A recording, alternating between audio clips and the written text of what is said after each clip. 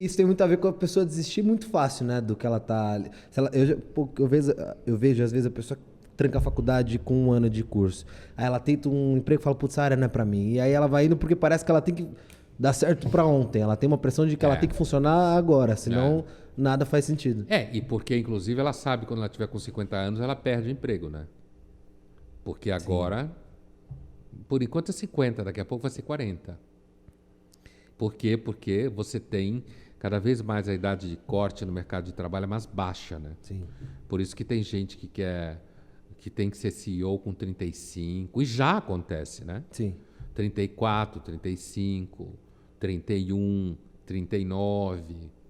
Então o mercado corporativo, ele funciona como manada, né?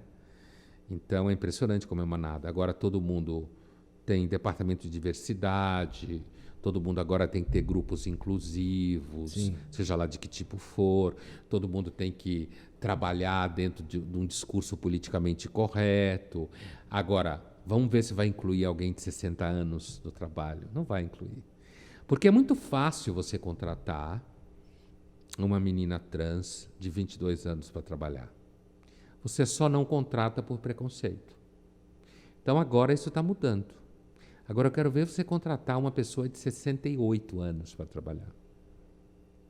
Então, o que está acontecendo em termos de transformação, que envolve todos esses debates identitários, é que o processo de organização do mercado e do capital percebeu que o preconceito sempre foi ruim para os negócios. Sim. Então, de repente, você pode ter uma gerente amanhã da tua empresa, que é uma menina trans ou um cara trans extremamente competente. E você só não contratava porque tinha preconceito. Sim. Certo? Agora você contrata e foda-se. Certo? Então, isso vai incluindo pessoas dentro da esfera daquilo que é meio. É todo mundo meio para a reprodução. Agora, alguém de 67, sei lá, estou chutando, ou mesmo de 55, já não mexe tão bem Não em produz aplicativo, tanto. não produz tanto, é mais caro. Jovem é barato. É mais caro, tem mais problema de saúde. E tem uma coisa, você tem que acreditar nas coisas, né? Tem que estar todo mundo sempre super feliz hoje em dia. Muito Todo mundo é alegre. funcionário do McDonald's. Feliz o Sorriso no tempo rosto. inteiro. Acreditando que tudo vai dar certo. A vida é a vida tem que ser um evento. Todo dia que tem uma coisa nova. Quando você fica mais velho, você começa a perceber que isso tudo é meio furado. E você usou um termo que eu fiquei pensando assim quando eu assisti sobre minha geração, que eu aprendi, que é a flacidez psíquica. Sim. Que Não lembro. parece Eu esqueço quase tudo que eu falo, que mas eu posso ter era quando falado. você falava que as pessoas estão cada vez com menos, a mais novos, cada vez menos energia de produzir, cada vez existindo mais rápido, cada vez querendo tudo para ontem, cada vez sendo mais sustentadas Sim. pelos pais. E isso, de certa forma, né, existe, mas ao mesmo tempo a gente tem uma geração nova que é completamente ligada em valores que antes não eram tão discutidos, que está criando empresa, que está empreendendo, que está ali. Como é que você explica esse conflito dentro da própria geração? De ter um pessoal muito preguiçoso, desistindo rápido porque tem tudo na mão, mas ao mesmo tempo um pessoal preocupado com coisas que os pais não discutiam em casa, ou com valores e, enfim, estão Discutindo falando que de... valores você fala. Sei lá, vamos falar de É porque a igualdade de gente estava gênero. falando de startups. Eu Não, pensei que você estava falando de também, de startups. pessoas muito safas para Sim. isso, mas que estão falando de igualdade de gênero, que estão falando do Ah, veganismo, que sim. estão falando de coisas que antes a gente não ligava tanto. E aí, dentro dessa mesma geração, existe esse conflito. Qual lado ganha lá Não, para porque frente? assim, na verdade o que a gente percebe é que assim, os preconceitos são formas espontâneas de reação moral. À medida que você vai convivendo com pessoas que eram supostamente estranhas e não colocam você em risco, não tem por que você manter o preconceito, certo? Então, na verdade, esse debate de gênero não coloca em risco nenhuma ordem social, certo? Pode vir a gerar tensão se você, por exemplo, decidisse que durante 5 anos ninguém que não seja trans será contratado. Aí você pode começar a ter problema. Entende o que eu estou dizendo? Aí você pode começar a gente reclamar, dizer que não está bom, que nem aquela história lá das mães que não são mãe de planta, que se sentiram excluídas da propaganda do Dia das Mães, em nome das mães de planta. Mas isso não vai acontecer. Eu levantei essa hipótese só para mostrar que eu acho que não tem nenhum risco na discussão de gênero. E a discussão de gênero, ela é uma discussão que, na realidade, para os amigos que a pessoa tem, isso facilita a vida das pessoas. Não tem por que você ser contra isso daí. É claro que hoje isso virou uma obsessão. Se você não fala disso, acham que você deve ter algum problema. Ia te perguntar até qual a sua opinião sobre o pronome neutro, né? O tudo para todos, que é o... Eu acho ridículo. Acho ridículo, acho uma modinha. Não dá para dizer se isso vai de fato impactar a língua, né? Acho um fetiche. Sabe aquela coisa... Sabe o cara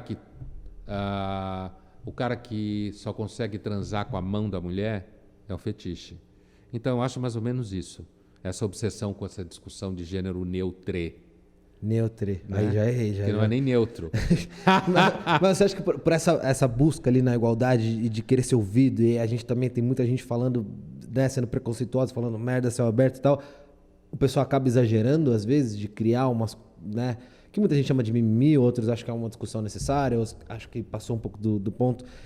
Existe um exagero dos dois lados. Tudo passa do ponto hoje em dia, né?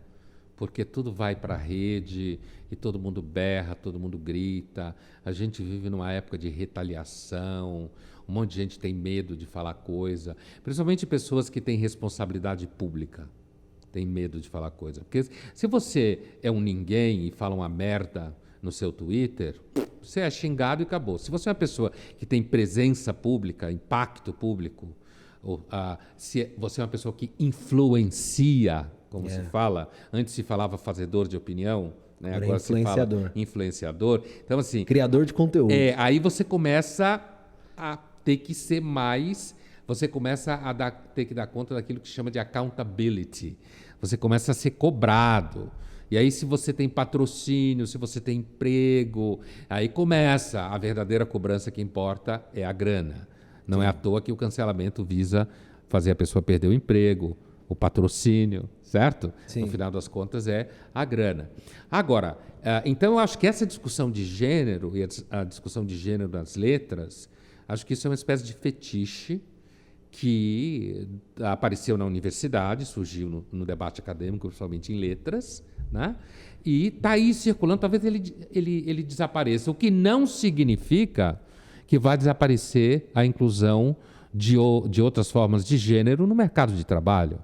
Já está em curso isso aí. Mas isso pode mudar em algum momento, porque na Pérsia antiga você tinha homens que se vestiam de mulher e viviam com homens casados. Claro que não tinha casamento em cartório, mas era uma coisa comum. Depois deixou de ser, depois volta a ser. Entendeu? Acho que um problema nosso atual é que a gente acha que o mundo começou com a gente. E os últimos 3.000 anos foram atípicos. A humanidade era nômade durante 400.000 anos. E a gente acha que não, o mundo começou com o primeiro iPhone em 2007, julho, quando surgiu o primeiro iPhone. Sim. Né? E então o mundo começou a partir daí. Então a gente se acha demais que o mundo nunca mais vai ser diferente. Agora eu queria falar um pouco da startup, quando você falou antes, que assim, essa obsessão pelas startups está dentro do pacote da impaciência, né? Todo mundo quer abrir startup, todo mundo acha que vai ter aquela puta ideia daquele projeto. Todo mundo quer ser Zuckerberg. Eu normalmente desconfio. Quando eu vou num restaurante e o garçom me explica que aquele prato é uma proposta, eu normalmente não escolho. Uma proposta. Tem um preconceito contra se referir à comida como uma proposta. Para mim, proposta é proposta de casamento, é proposta de negócio. Quando alguém fala para mim que aquele prato é uma proposta, eu já desconfio da qualidade do prato. Acho que tem mais viagem na maionese do que substância. Outra palavra é projeto. Todo mundo tem projeto. Então você tem que tomar cuidado quando alguém quer oferecer para você um projeto. Só uma coisa que você tinha falado, eu fiquei pensando, você falou sobre a igualdade de gênero, né? Que isso não é um risco, né, para ninguém, que a gente entende que isso é cada vez mais é necessário ser discutido e isso não põe em risco o capital, a sociedade. Não põe em risco isso, mas para ser um problema ainda hoje, põe em risco o quê? Talvez uma crença, talvez uma moral que você foi ensinado que tem que ser assim, porque ainda é um problema. Porque tem pessoas que simplesmente não gostam disso e elas acham que elas não têm que ser obrigadas a gostar. Por isso. Tem gente que não está acostumada, normalmente gente mais velha, Sim. né? Ou gente que pode ser até da tua geração, certo?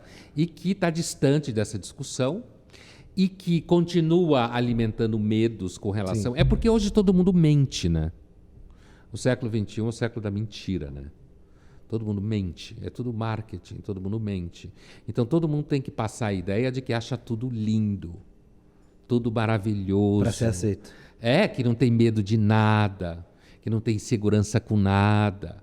Então essa pressão para fazer com que todo mundo pareça legal, muitas vezes dá mais problema do que solução. Mas formalmente, institucionalmente, a ideia de que, por exemplo, você pode ter casamento gay, que era uma discussão que há 10 anos não aparecia, a gente sabe que esse debate surgiu muito com o problema da AIDS. Sim. Porque casamento sempre fala de patrimônio, mesmo quando parece que não fala. Né? Uhum. Então, você tinha aqueles homens que viviam juntos, gays, muitos anos, casados, como qualquer pessoa é, e aí um deles vinha a óbito por conta do HIV e o outro não tinha direito a nada. A grana, se o cara era rico, voltava para a família, que às vezes tinha inclusive cuspido ele da família, certo? Então esse debate recebeu muito combustível disso daí. E agora tem gente que até hoje acha que não pode ter casamento, você foda-se. Enfim, a pessoa que quer casar com uma pessoa do mesmo sexo, case. Eu acho que todo mundo tem direito às mesmas infelicidades conjugais. Sim. E assim, uma dúvida assim, que eu tenho de...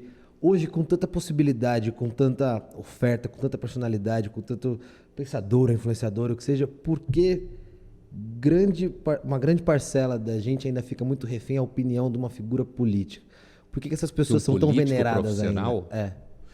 Porque a política ela é uma grande expectativa de redenção no mundo contemporâneo, né? A gente deposita toda a expectativa numa figura... porque existe uma coisa chamada Estado, que não sempre existiu, o modo do Estado moderno. E o Estado moderno, ele é muito importante na nossa vida. Veja o que aconteceu na pandemia, por exemplo. Sim. O Estado disfuncional coloca em risco a vida. E o clero do Estado são os políticos. Então, os políticos têm uma presença muito grande nas decisões e na forma como as coisas são administradas. Se a gente tivesse um corpo federal de governo mais competente, teria morrido menos brasileiro. Sim. Então, a conclusão é de que políticos importam. E a gente fica preocupado com os políticos.